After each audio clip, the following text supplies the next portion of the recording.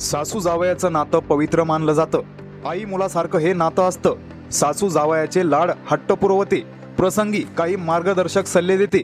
सासू जावयाच्या नात्यात परस्पराबद्दल सन्मान आदराची भावना असते। पण ही घटना त्याच्या विपरीत आहे। सासूच्या अधिक सौंदर्यामुळे ही घटना घडली। घटना विचित्र नसून अंगाला काटा आणणारी आहे।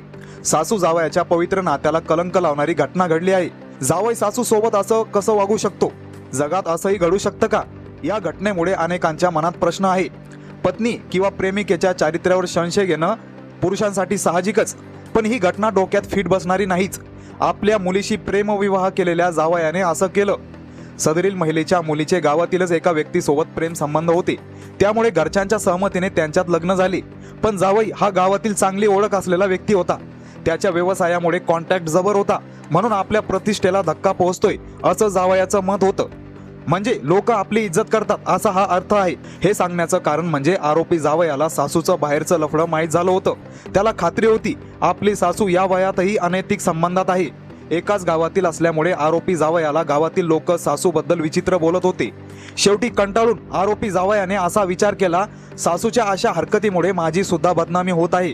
तो सासूच्या चारित्र्यावर अधिकच संशय घेत होता। त्याला असं वाटलं की आता आपला सहन करायचा बांध फुटला आणि त्याने सासू सोबत जे कृत्य केले ज्यामुळे देश हादरला।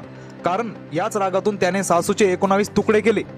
कर्नाटकच्या तुमकुरू जिल्ह्यातून समोर आलेली ही घटना क्रूरतेची सीमा ओलांडणारी आहे।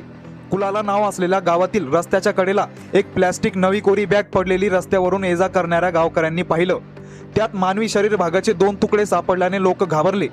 धक्कादायक बाब म्हणजे आरोपी जावयाने सासूचे 19 तुकडे करून त्याला 7 वेगवेगळ्या प्लास्टिक बॅगेत भरून वेगवेगळ्या ठिकाणी फेकले होते। संशय आला म्हणून गावकऱ्यांनीच बॅग उघडली। पाहते तर बॅगमध्ये मानवी शरीराचे तुकडे होते। तात्काळ पोलिसांना याबद्दल कळवण्यात आले। घटनास्थळी आलेल्या पोलिसांनी आसपास शोध घेतला।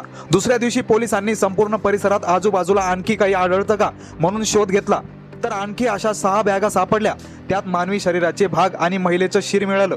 महिलेचं जे शिर होतं त्या आधारावर पोलिसांनी महिलेची ओळख पटवली। तिचं नाव लक्ष्मी देवी असल्याचं समोर आलं।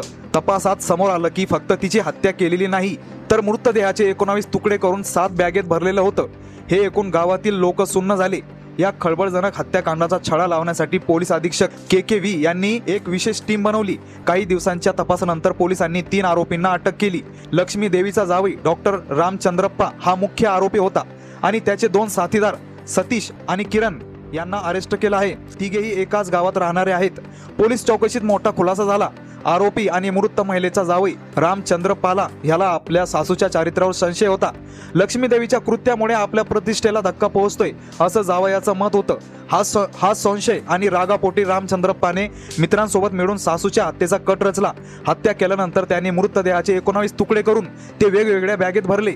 पुरावे मिटवण्यासाठी त्यांनी ते तुकडे वेगवेगळ्या ठिकाणी फेकून दिले, पण त्यांचा हा प्लॅन फेल गेला आणि या घटनेचा उलगडा झाला। या घटनेबद्दल तुमचं मत प्रतिक्रियाद्वारे व्यक्त करा। आपल्या मराठी चॅनलवर पहिल्यांदा व्हिजिट केलं असेल तर सबस्क्राईब नक्कीच करा।